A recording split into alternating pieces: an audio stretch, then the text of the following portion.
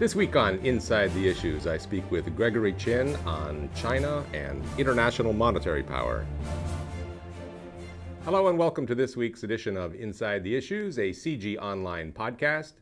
I'm David Welch, the chair of global security at the Balsillie School of International Affairs, and every week I talk to a noted expert on some aspect of global governance here from the studios at the Center for International Governance Innovation in Waterloo, Ontario. This week I'm very pleased to welcome Gregory Chin, who has a long list of titles, and I don't want to miss any of them if I can avoid it, but Greg is the acting director of the development program here at the Center for International Governance Innovation. He's also the chair of the China Research Group, an associate professor of political science at York University, and a CIGI senior fellow. Welcome, Greg. I should note for our audience that we're talking about China. You have not only a scholar's perspective on China, but a practitioner's perspective on China, because you were first minister. First secretary. First secretary. That's right. At the Canadian Embassy in Beijing, responsible for, among other things, development assistance to China and North Korea. That's right. So you'll have both experience and book knowledge upon which to draw in our conversation today. Mm-hmm. Let's set it up by looking a bit at the background of the issue of China and international monetary power. For a very long time, China just wasn't very well plugged into the global economy, and now, of course, it's the world's second largest economy and obviously a crucial piece of that particular puzzle. So what is the monetary aspect of China's rise economically, and what are the particular issues of concern from a global governance perspective today? I think we're at a very interesting point in China's evolution as far as its role in the world. We all know now that China is a trading power. Some people call it the factory of the world. It's a manufacturing power. Now China's at the point of where it's built up over $2 trillion in foreign currency reserves, heading towards $3 trillion. We know it holds a lot of US dollar denominated assets, which is key within a de facto dollar order as far as the international monetary system. China's now at the point of trying to figure out whether and how it can turn itself also into a financial monetary power. Right? It's built up a lot of capacity in the financial realm, but with that has also come a certain amount of vulnerability. It's not the safest thing for China to be sitting on a mountain of $3 trillion foreign currency reserve, largely denominated in US dollars, if the US dollar itself is not stable.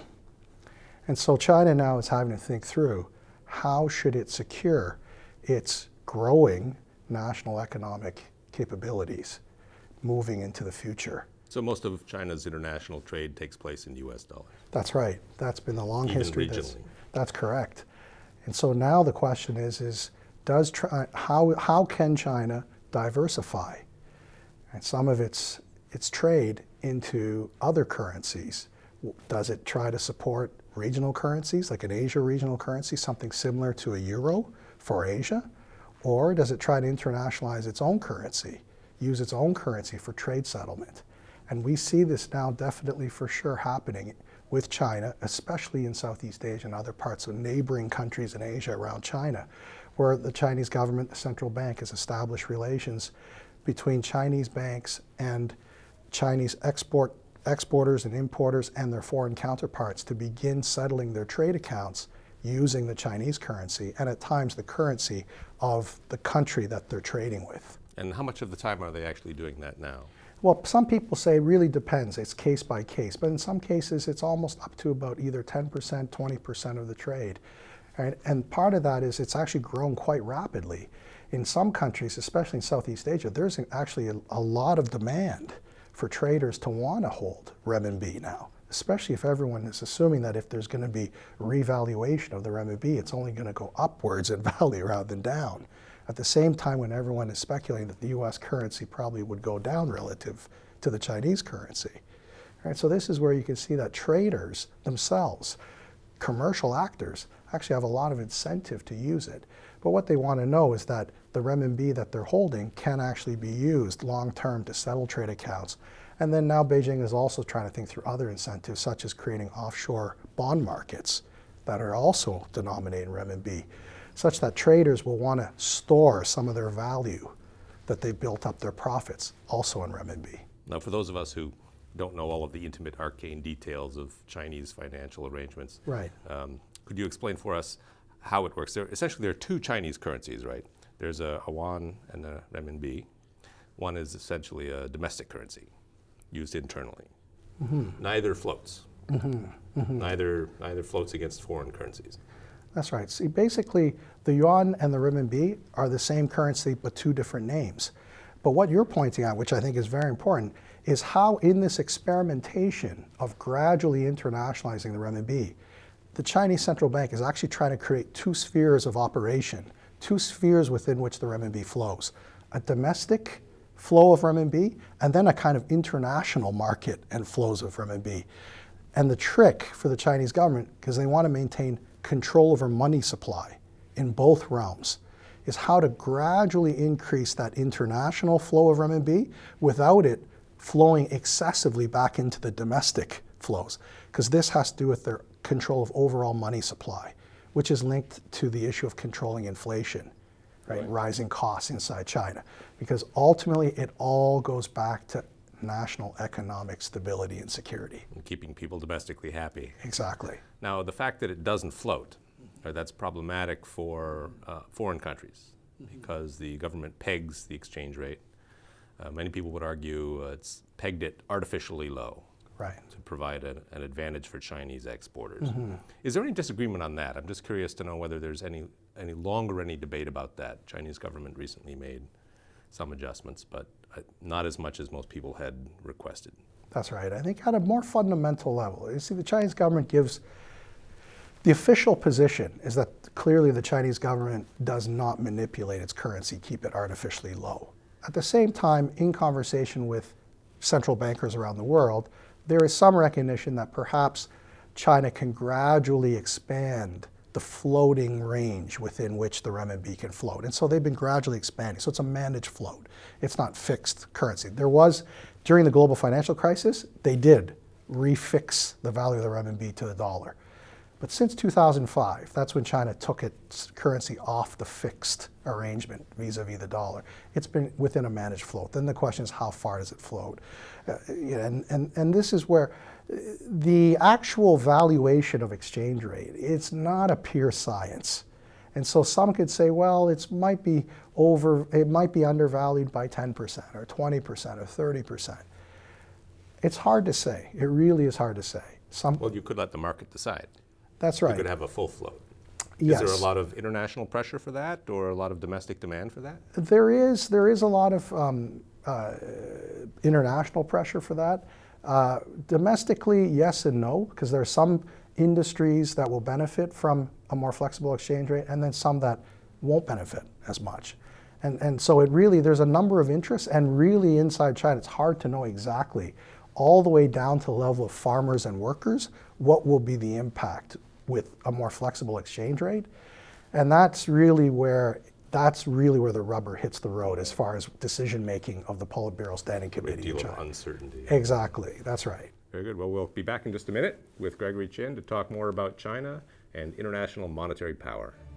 You are watching or listening to Inside the Issues, a CIGI online podcast. Look for us at cgonline.org, on Facebook, on Twitter, and on YouTube.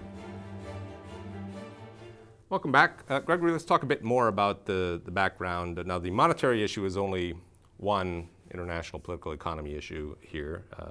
It's couched in a larger international political economy issue, which is the rise of China generally. Unpredicted, I think, maybe 20, 30 years ago when China was following a fairly straightforward Maoist model of development, which didn't seem to allow, let alone require, being plugged into the global political economy the way China is plugged in today. There has been a lot of talk for a long time about China potentially challenging the United States as the world's leading economy and hence possibly the world's leading power. What's your view of that? How realistic is it to think that China could in fact challenge the United States for primacy in the global economy? Well, I think if you look at the usual indicators, GDP, national military capability, China's still a ways off from really rivaling the United States in any direct sense, right? Especially on the military side of things. Economic trends, if you look at per capita income, China's still far off from the United States. Japan, right, still ahead of China. Germany.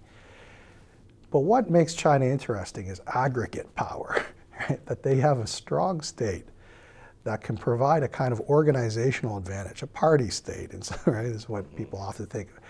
Right? And this party state has a high degree of both strategic capability and coordination capacity. It's when that party state gives them the organizational advantage that they can then punch above their weight. And they can move fast on whether it's technological innovation and building up their overall society. There's certain advantages that they hold. Of course, there are also disadvantages to having, let's say, more strongly controlled society. But I think that what makes the whole scenario unknown or uncertain at this point in time is actually the relative capability of the United States. If the United States doesn't come out of its current recession, or if the United States cannot reduce the level of its deficit, then the long-term trajectory of the United States, as far as whether it's still on an upward trajectory, then it's in question. And so I think the real question here is the relative capability. And I think this is, if China can avoid major social unrest, destabilizing tension with its neighbors, right? Then even if it faced some bumps along the way, then probably most people would say its trajectory is upward. But in a sense, it's tied its fate to that of the United States. That's right. Because it holds so much in the way of American reserve. Exactly. The American economy tanked. China's economy presumably would also tank. That's right. I think that's been the story of the last 20 years, really, is this whole kind of mutual entanglement that's emerged, right? I think on the Chinese side, we could probably say it was actually conscious strategy, right, to become more tightly entwined with the United States. Right? When you become more tightly entwined, then the cost of disentangling is higher. But I think the United States also was very interested in the Chinese market. Right? And never, I don't think any U.S. government administration ever, could have guessed that the U.S. companies would have all gone into China at the rate that they have, producing in China, now exporting out of China.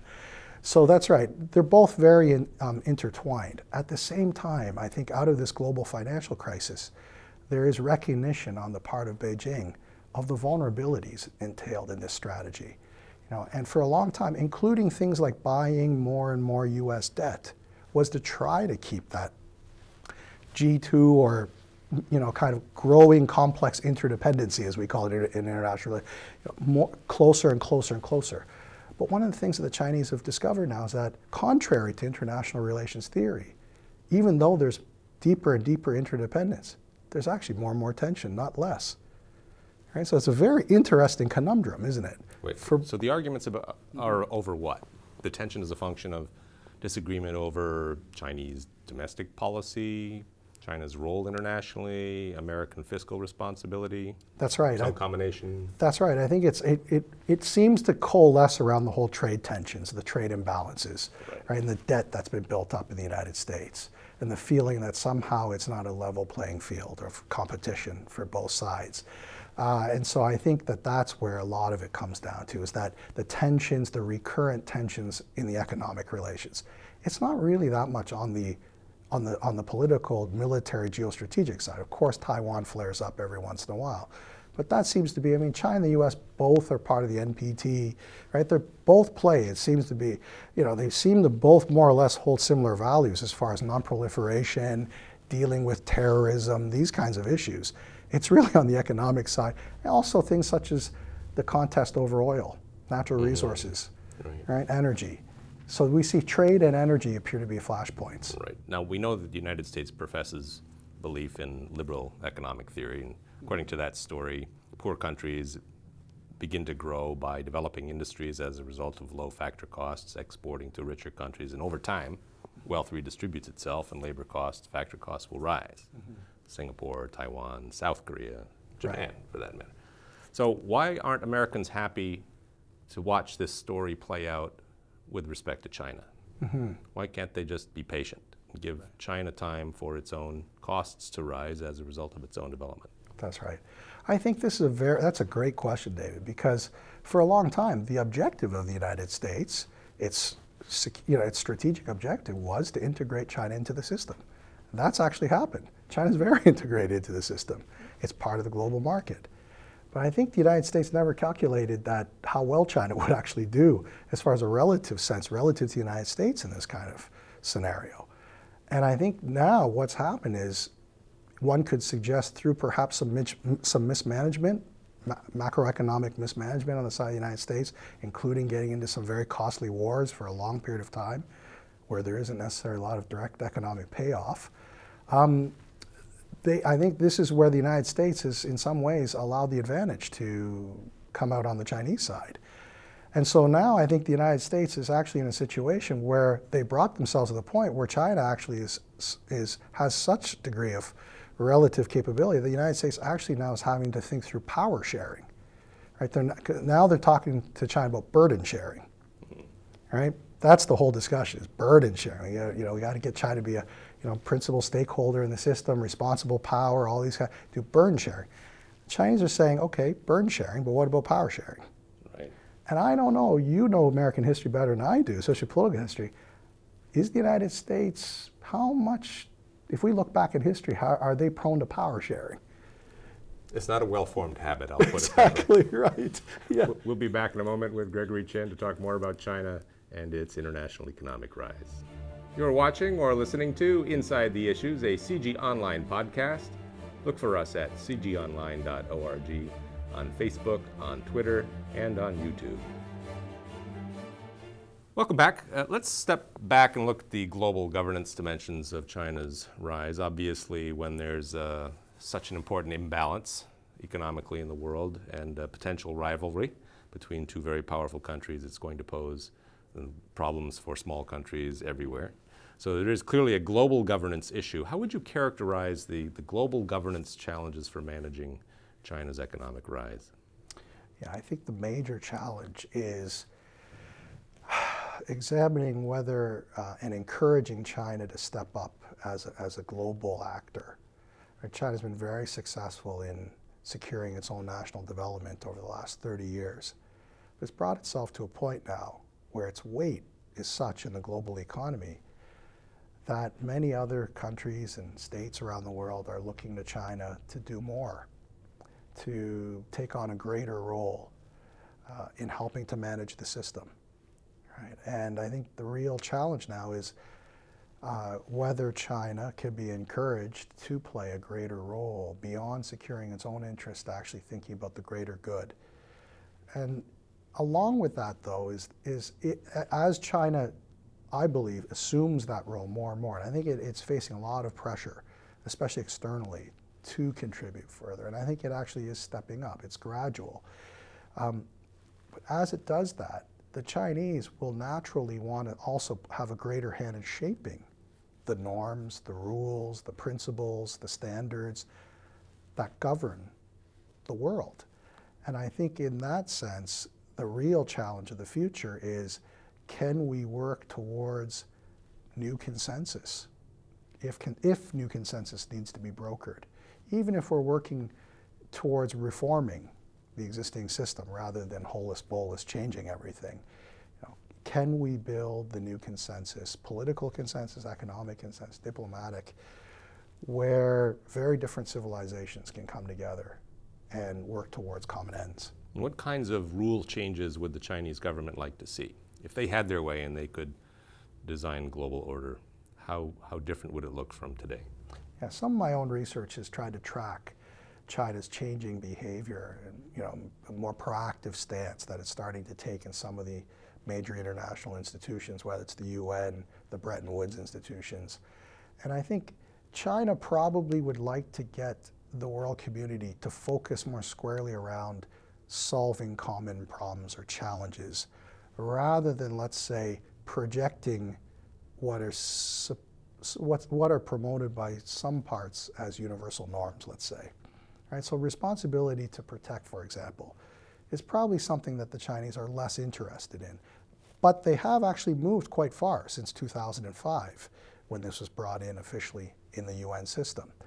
But I think China would probably like to work towards a scenario where the international community, a more multipolar system where power is shared by different actors around the world, a more multi-leveled system where you have both global, regional, and bilateral relations, and where the focus tends to be more around solving common problems.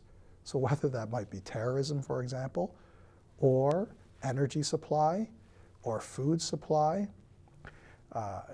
People are now concerned about rising food prices around the world. I think for the Chinese, they would like to promote the idea of a equitable, just, and fair global system.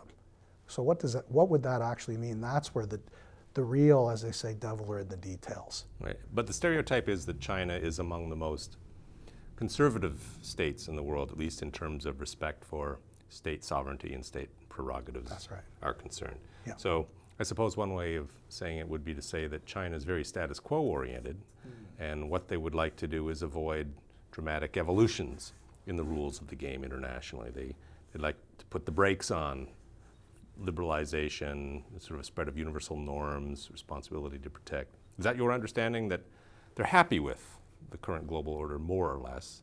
They just would like it to change less quickly than a lot of other countries would. That's right. I think on the one hand, how China thinks about being a responsible international actor is very traditional Westphalian, as you say, right? State sovereignty, you don't intervene in others' affairs, you don't start a war with another country, right? You mind your own business, you play by the rules. So China definitely on one level, that's where it bumps up against, for example, R2P. At the same time though, China is also in some ways post-Westphalian. For example, it's championing the use of special drawing rights in the IMF, right? The movement towards a multilateral currency option that is supplemental to national currencies and the EU. That is a much more, I would say, proactive approach to multilateral international monetary system than we've seen from the United States, for example. Right? So China is in a very interesting position where on the one hand it's championing Westphalian norms and kind of procedures. At the same time, it's championing post-Westphalian, kind of new multilateralism, even beyond what the United States proposed after the Second World War, or at least in practice has pursued. Is that anything more than just trying to find an alternative to the US dollar as a dominant global currency? It may be, but I think in that regard, how far China goes in that experimentation is also influenced by whether it has allies, Brazil, Russia, the so-called BRIC countries there. And so China wouldn't act on its own, right, because it realizes, and also France, right? This is where President Sarkozy in France, as we know for the G20, seems to also be very interested in rethinking the international monetary system. And we know there's a long French tradition that goes back to Charles de Gaulle. Right? So I think this is a very interesting situation. So I think the Chinese would, on the one hand, be gauging Washington's reaction to efforts to promote monetary reforms, and on the other hand, always seeing whether it has support from other actors in the system. Fascinating. Strange bedfellows in politics and economics. We'll be back in a moment with Gregory Chin. You're watching or listening to Inside the Issues, a CIGI Online podcast. Look for us on cgionline.org, on Facebook, on Twitter, and on YouTube. Welcome back. Greg, I wanted to talk a little bit about your work here at CIGI, the Center for International Governance Innovation. But just before we do that, I'm sure viewers would be interested in hearing you speak a little bit about one or two of the concrete practical issues that you've been indicating China is interested in focusing on, very pragmatic rather than macro ideological approach to international global governance. One obvious one is climate change. We here in the West used to think of China as a major obstacle to solving the problem of climate change. Recently we've been hearing things out of China suggesting that perhaps they're becoming proactive on this. What's your understanding of the Chinese attitude on climate change? Is it changing? Is this going to affect their rise? Yeah, I think there has definitely been an important policy shift in coming out of Beijing in the last 3 years on energy, on environment. Beijing, it's been something, the Chinese leadership, their consciousness about the importance of environmental protection, this has been growing over the last 15 years. But I think what we're seeing is that in the last 3 years, the cost of the growth model that China has pursued, where you put economic growth first and then worry about the environment later, the costs of that and the long-term costs of that, whether it's from the standpoint of health, the cost of health care that's going to rise, matched to be able to deal with this, the rising health issues that are related to this growth model. The leadership in Beijing is realizing that they have to pursue a different growth model, one that is more sustainable, one that is more sensitive towards ecological balance. And so that recognition, combined with pressure that they're getting from the outside, has brought Beijing to the point where they now have developed a very ambitious national strategy on renewable energy. Yes, that's right. Sources. Exactly. And this is where I think what they recognize now is that they have to get on top of this issue now. And so what we're seeing from Beijing on this issue of environment, combined with the pressure that they've been getting at international conferences such as Copenhagen, is a much more proactive approach from China. And I think, but where the challenge for Beijing is that on the one hand, they've taken these measures now. And I've heard that if you actually travel through Inner Mongolia in the north of China, you'll see fields of thousands and thousands of wind turbines, right? So China's making all kinds of important moves towards alternative energy.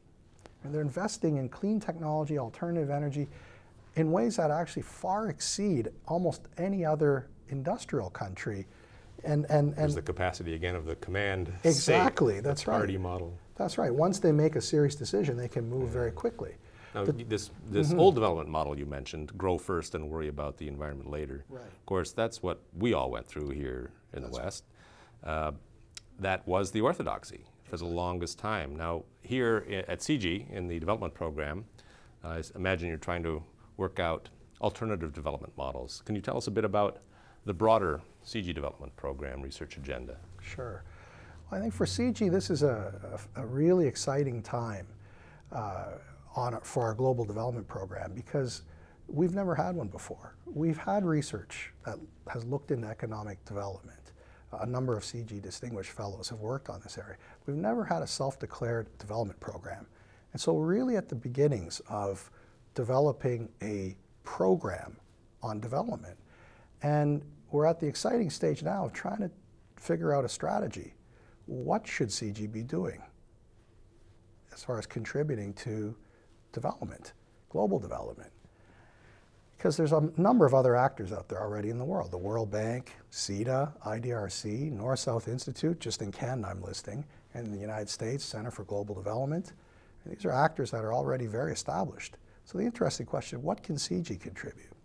And we feel that our niche and linked to our mandate, it probably makes the most sense for CIGI to focus on the architectural innovations that would be related to helping the emerging or rising donors work in a more coordinated fashion with the traditional or established donors. So in other words, there's a global shift in the world economy. The new centers of wealth creation are not necessarily the same as the ones we had under a G7 type world, right? China, India, Brazil, even Russia in some ways, right? South Africa. These are emerging economies. Wealth creation, these are important economies. One of the real challenges now in the world of global development are the addition of the number of actors in the global development system. Right? China and India and Brazil aren't actually new donors. They've been around, they've been doing this since the 1960s, in some cases the 1950s. But they're really rising to prominence, especially before and since the global financial crisis. And so one of the really major challenges for global development is how can the traditional donors work in a more coordinated way, more effectively with these rising donors? And what are the institutional arrangements that are needed to facilitate and support this more coordinated an effective global approach to development. Right. And the G20 is thinking about this. The OECD DAC is aware that this needs to be done. However, one could say that they have a certain interest because they were obviously key players in a OECD DAC, global development system. And now the interesting question is these new so-called, some people call them non-DAC donors. They don't like to call themselves non-DAC donors, but maybe they like to call themselves Southern Development Partners. Right.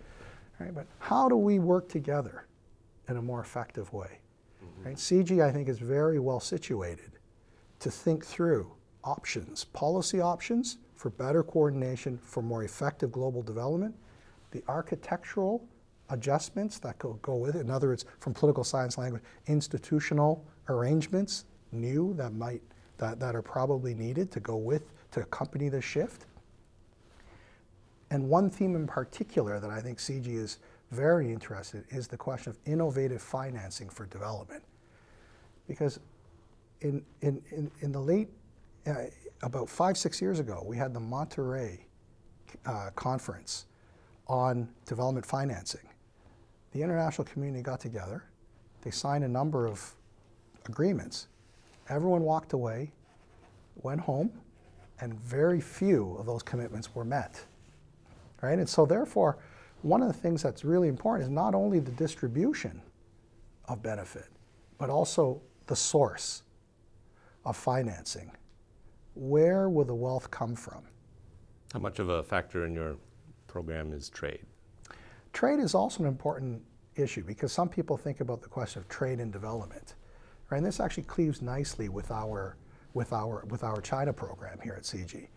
Very recently, we've just set up a new web commentary series that looks at how China and the WTO have been changed in the 10 years since China joined the WTO. So it's a very auspicious occasion, 10th anniversary of China's accession to the WTO. It's a good time to reflect and ask the question, what has this meant for China? What has this meant for the world? Right? Many people think about the question of, for example, of environmental protection and the trade system, right? Development and trade. Right? These are seen as interlocking, interconnected themes. And so, our global governance system, you can see how the institutions fit together. WTO, World Bank, IMF. Right? China seems to be key, and these other rising powers also seem to be important in all this. And I think where you look at the WTO, where it's important, it's been deadlocked, the current trade round. Some people say, can China play more of a role in helping us to break through these deadlocks? And for the Chinese, they're trying to think through what role should they play. All right. Well, another part of their rise to responsible global actor status. Right. Thank you very much for coming, and I really appreciated your time and your insight. And thank you to the viewers for joining us again. Look for us next week at cgionline.org, on Facebook, on Twitter, and on YouTube. You can find our complete collection of Inside the Issues podcasts at all of those sources, as well as on the CIGI channel on YouTube, additional videos touching topics that we've been addressing today, including CIGI's recent partnership with INET, which of course offers another avenue for you to explore creatively new opportunities for remaking the global order. Thank you again. I'm David Welch. We'll see you again next week.